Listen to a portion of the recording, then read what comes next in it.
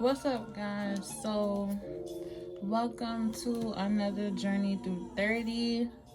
um I had a few things that I wanted to talk to you guys about. um I really wanted to talk about mental health and recognizing the signs if you are suffering with anxiety, depression, mood swings, just going through the emotions with dealing with what you're dealing with medically. Now, as you all know, last year was a tumultuous year for me. It was another life-changing event, because that's not the first life-changing event that I went through, but it was another life-changing event. Dealing with the cancer, finding out that I had cancer, going through immediate surgery, going through radiation, and then dealing with the medicinal part of it, which is the medication, which is the chemotherapy or the hormone therapy and stuff like that, and all the things that it entails. Now, in my previous video, I was telling you guys about how I was feeling about how I have bad anxiety, and I have another video that I was talking about anxiety and depression as well. But I just wanted to further delve into it, that I'm recognizing the signs of when I'm getting depressed, if I'm having an anxiety attack, if I'm feeling anxious, when I'm feeling moody, when I feel isolated. And it's not isolated by other people. I believe I self-isolate. Like, I isolate myself away from certain people just to, like, regain and recharge, and then to, like, go through the motions on my own. So we could start there. So I notice when I'm getting depressed, or if I'm feeling depressed, is when I spend most of my time in my bed. Like, I could go days in my bed without doing anything, just the lights off, me in my head, and I might have a few things playing, like music, or I might read a book, or I might watch certain TV shows, like TV shows that I like to watch to help me with anxiety, which is really other people's issues, but I still like to watch it. Is Iana Van Zant Fix My Life, Doctor's Therapist, which is on Vice. I also have two of my close friends who are licensed therapists that I like text and ask them questions about, like, if I'm feeling this kind of way, what does it mean, and this, that, and the third. Like, I don't really completely vent to them. I just ask them surface questions to, like, understand my feelings and what I'm going through. I do have a close friend that me and her talk, like, we swap energies and talk about different things that we might be feeling, what we're going through. Like, I could really say that me and her connect mentally and intellectually, if that makes sense. So we would talk about certain issues that we're going through, and I would give my opinion, she would give her opinion on what's going on with me, and vice versa. So like I said, depression, like, I could feel when it's coming on, when I feel like a wave of emotions, like it's getting too much for me to deal with. Now, when I say it's getting too much for me to deal with, I mean that I might have something that's going on, but it'll trigger it. Like, for instance, like, if I start to feel lonely, or if I start to feel that I'm not getting enough, or I'm not being heard enough, I start to feel like, you know what, maybe I'm doing too much, or maybe I'm nagging, or maybe I don't know what's the best word to say. Or, like, maybe I'm bothered. That's the best word to say. Like, maybe I'm bothering. I feel like I be bothering people, basically. So I don't even vent. And that's one of the reasons why I don't talk. So I don't talk about my feelings to people because I feel that I'm a bother. I feel that sometimes whatever I'm going through doesn't matter. I feel that my issues is only my issues, which is true. It's only my issues, and it's unfair to unload my issues and how I'm feeling onto somebody else because they might be going through something. So I'm always aware of trying not to unload how I really feel to people. I would just be like, you know, when people be like, are you good? You all right? And I could be like, yeah, I'm good. And deep down, I'm like, nah, I'm not good today. Or I'm not feeling well. Or I'm in my head. Like, I'm in my head a lot sometimes when I'm overly anxious about certain things. So, which brings on my anxiety. So, I have bad anxiety. And when I say I have bad anxiety, like, it's really bad. Like, I could give you an example of what happened to me today. So today's Wednesday morning. So the last 2 days, 3 days actually, I was in the house. I had chemotherapy and I came home. I wasn't feeling too good, which is normal. And the next day I was just out of it. I didn't feel like dealing with nothing. And then I was in my head. So I'm like, all right, let me get up. Let me do laundry. Let me do something today, like to motivate myself to get up out the bed and do what I need to do. So anyway, got dressed, did my makeup, and then I took the laundry, put it in the car, and I was doing the laundry.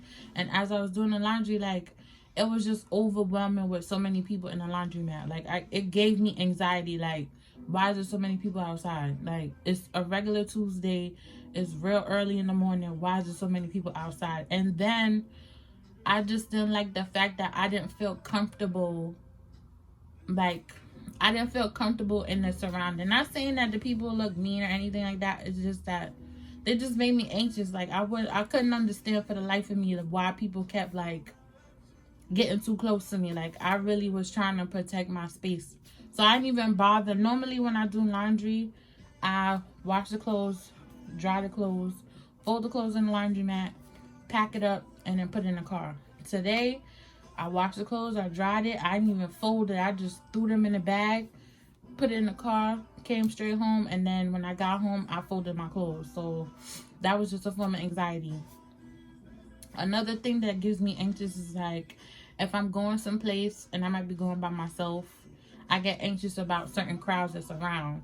So by me being anxious about the crowd that's around, like I'm anticipating or I'm trying to see like what people is doing, try to look at people's faces just in case something happens, always looking for the exit and stuff like that. Even when I'm with people, like I do that a lot too. I might not do it blatantly like when I'm by myself, but I do it when I'm with people as well. Another thing that triggers my anxiety is my health.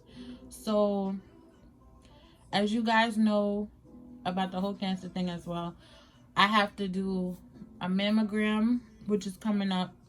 I have to see a dietitian because I did gain weight. I don't know how long I'm going to be on the medication. I don't know if it's going to be a 2-year limit or it's going to be a 5-year limit. So that kind of gives me anxiety as well because I want to know, like, I don't like not knowing, so it bothers me. It really bothers me.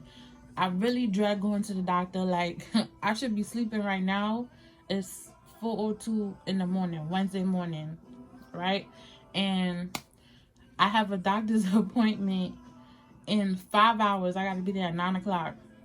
And I should be asleep right now, but I can't sleep because I'm feeling anxious about going because I don't want to hear nothing bad. I don't want to deal with nothing if it's bad.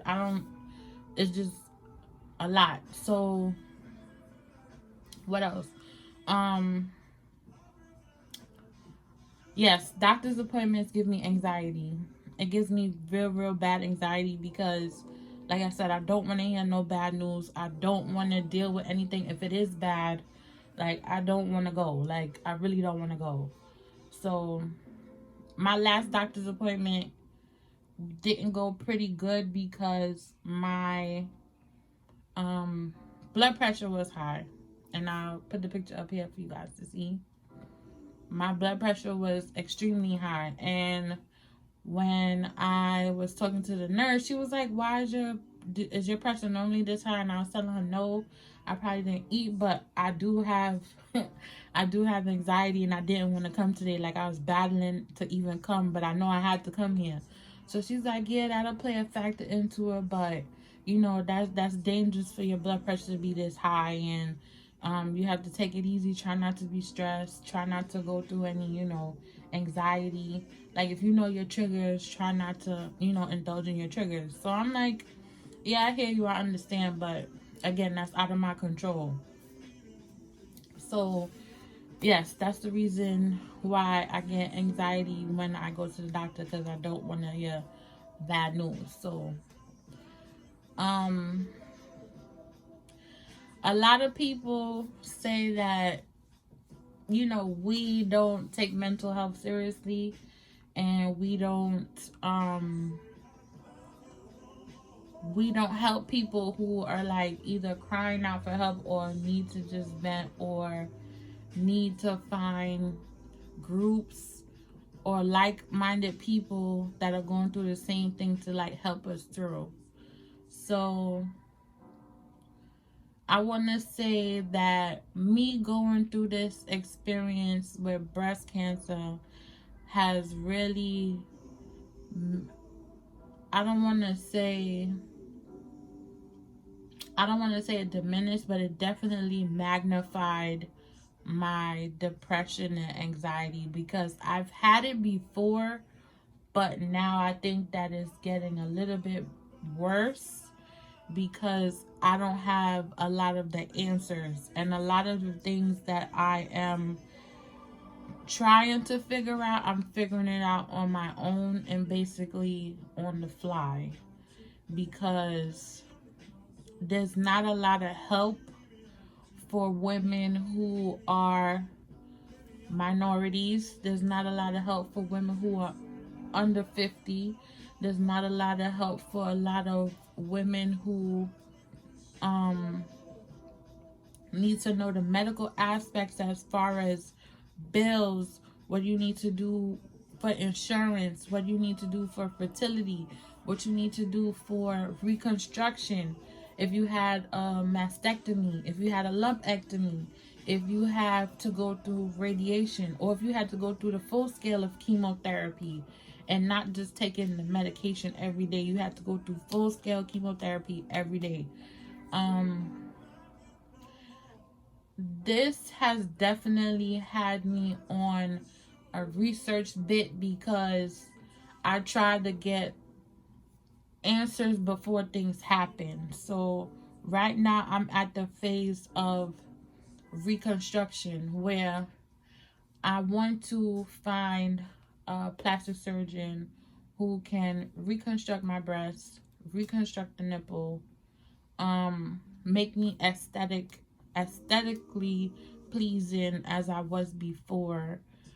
And so that gives me anxiety, because you don't want to find a doctor and the doctor's really not certified in reconstruction and certified in